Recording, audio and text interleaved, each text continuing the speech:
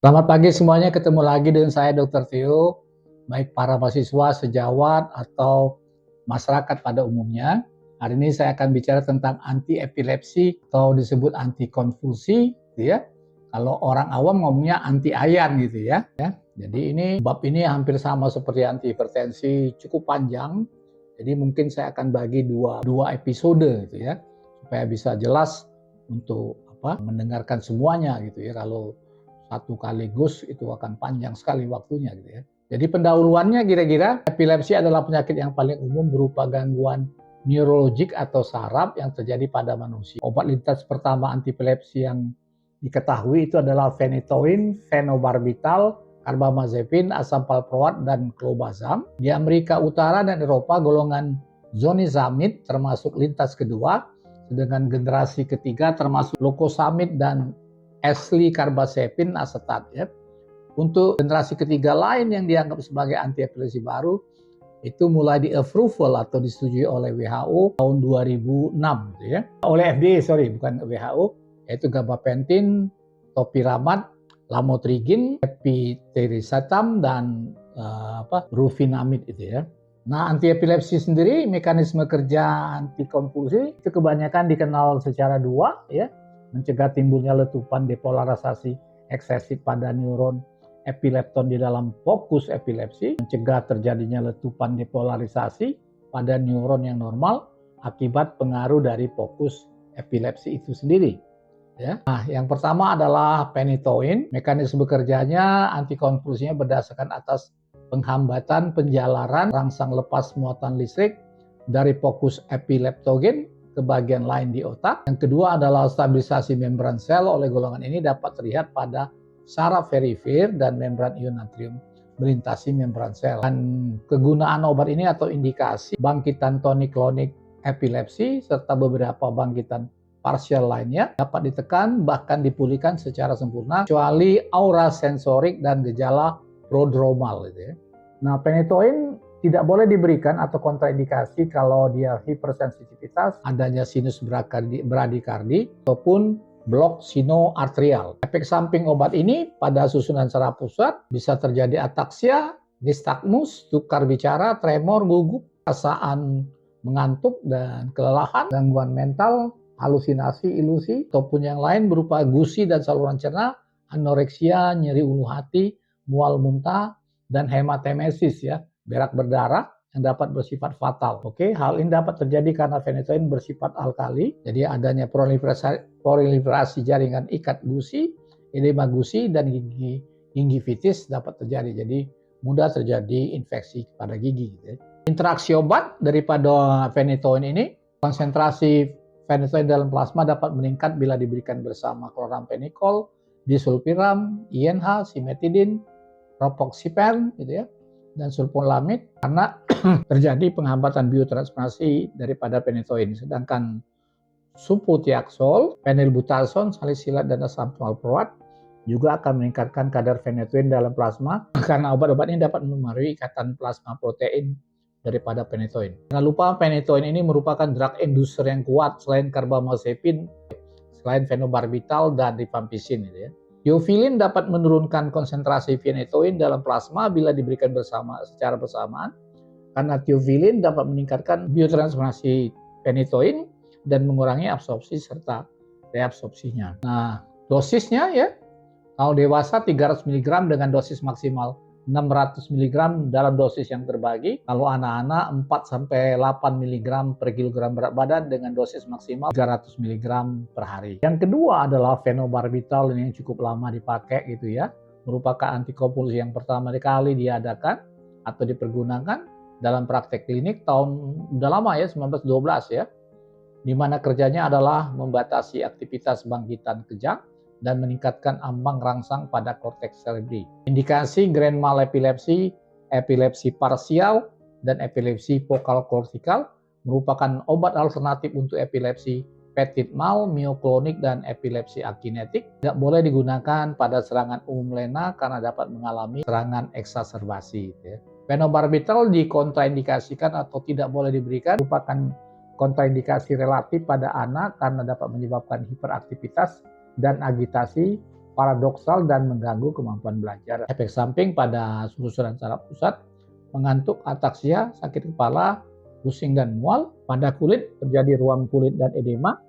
Pada sumsum tulang terjadi leukopenia dan anemia megaloblastik. Lain-lain anoreksia, impotensi, psikotik, dan hiperaktif. Dosis untuk penderita dewasa, pemberian dapat dimulai dengan dosis 30-60 mg per hari diberikan pada malam hari dan dapat berangsur dinaikkan 30 mg per minggu sampai didapatkan dosis pemeliharaan atau maintenance dose dengan dosis maksimal 600 mg per hari. Dosis pada anak 5-8 mg dalam dosis yang terbagi. Yang ketiga adalah carbamazepin, mekanisme kerja menghambat respon polisinaptik dan potensiasi pasca-tetanik, indikasi epilepsi germinal, epilepsi psikomotor, epilepsi fokal, dan neuralgi trigeminal ya. Neuralgi itu kekencangan otot sama di daerah kuduk gitu ya. Kontraindikasi depresi sumsum tulang dan hipersensitivitas, wanita hamil dan menyusui, hati-hati pada penderita gangguan fungsi hati dan ginjal serta manula. Efek samping mengantuk, pusing, mual muntah, ataksia, kulit kemerahan. Kalau interaksi obat tidak boleh diberikan bersamaan penghambat MAO, monoamin oksidator, fenobarbital, phenytoin, primidon meningkatkan kadarnya dalam serum. Ini dosis carbamazepin 600-1200 mg per hari, anak-anak 20-30 kg per berat badan per hari. Golongan succinimin, ini mekanisme kerjanya dengan memblok saluran kalsium tipe T atau T-type calcium channel di dalam saraf talamus. Indikasi penyakit epilepsi, kontraindikasi hipersensitivitas, penyakit hati dan ginjal berat. Efek samping gangguan saluran cerna berupa mual muntah, gangguan susunan saraf pusat berupa drowsiness dan dizziness. Interaksi obat, asam valproat menghambat metabolisme obat ini. Carbamazepin menurunkan kerjanya di dalam hati serta phenytoin menurunkan efektivitasnya. Anak-anak di atas 3 tahun 10-15 mg berat badan per hari, dewasa 250 mg 2 kali sehari ya. Nah, asam valproat mengaktifkan GABA dalam otak, indikasi epilepsi umum, bangkitan tonik-klonik, bangkitan lena, bangkitan mioklonik, spasme infantil, kontraindikasi gangguan fungsi hati, anak-anak dengan riwayat penyakit hati atau hiperglikemi serta wanita hamil. Efek samping mengantuk, mual muntah, anoreksia, ataksia, serta tremor. Interaksi obat meningkatkan kadar fenobarbital dalam darah. Toksisitas phenytoin meningkat bila diberi bersama. Primidon dan carbamazepin menurunkan waktu parunya. Benzodiazepin meningkatkan efek sedasinya. Dosis awal yang dipakai 3 x 200 mg per hari, bila perlu ditingkatkan setelah 3 hari menjadi 3 x 400 mg per hari. Dan keenam ini diazepam merupakan golongan di benzodiazepin yang bekerja kemungkinan meningkatkan pengikatan GABA melalui mekanisme allosterik sehingga kerja GABA dihambat. Indikasi ansietas, gejala putus alkohol, epilepsi, menurunkan spasme otot, serta rangsang tegang gitu ya. Jadi diazepam juga dikenal dengan sebutan muscle relaxan gitu ya.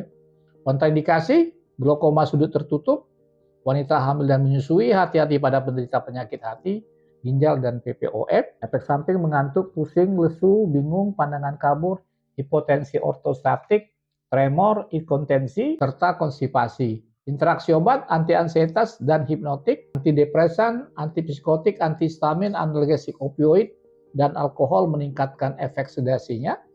Simetidin menurunkan absorpsinya, phenytoin dan digitalis meningkatkan efeknya bila diberi bersama diazepam. Ya. Dosis dewasa 4 x 40 mg per hari dalam 2-3 dosis. Anak 0,12-0,8 mg per kilogram badan per hari dalam 3 atau 4 dosis. Phenazamine, ini ya derivat asid urea, mekanisme kerja adalah menstabilkan membran saraf dengan menghambat voltase gate sodium channel, ya, indikasi epilepsi atau focal seizure, generalized seizure, dan gangguan kejang lain. Kontraindikasi hipersensitivitas, gangguan hati berat, gangguan ginjal, wanita hamil dan menyusui, efek samping drowsiness, mengantuk, dizziness, kelelahan, serta sakit kepala. Phenazamine juga berinteraksi dengan carbamazepin dan fenobarbital, menurunkan efektivitasnya, sedangkan asam valproat menghambat metabolisme obat ini. Dosis awal 300 mg sekali sehari, maintenance dose atau dosis pemeliharaan 1-1500 mg per hari. Nah, lorazepam ini mekanisme kerja termasuk golongan benzodiazepin hampir sama dengan diazepam tadi bekerja meningkatkan efek GABA pada reseptor GABA A dalam otak. Indikasi status epileptikus, mengontrol kejang akut, kemudian gangguan kecemasan, kontraindikasi, hipersensitivitas, glauma sudut tertutup, depresi saluran nafas, efek samping adalah pada SSP, drowsiness, dizziness, serta mengantuk. Pada sistem pernapasan menyebabkan depresi pernapasan, pada sistem kardiovaskular menyebabkan hipotensi dan bradikardi, pada saluran cerna menyebabkan mual dan muntah. Lorazepam interaksi obat-obat depresan SSP lain seperti alkohol dan opioid meningkatkan efek sedasinya dan depresi pernapasan. Antihistamin menimbulkan drowsiness dan bingung bila beri bersamaan. Asam valproat meningkatkan kadarnya dalam darah. Dosis pada status epileptikus dewasa itu 4 mg IV pada kecepatan 2 mg rate dan dapat diulangi setiap 10-15 menit pada anak-anak 0,05 sampai 0,1 kg per berat badan.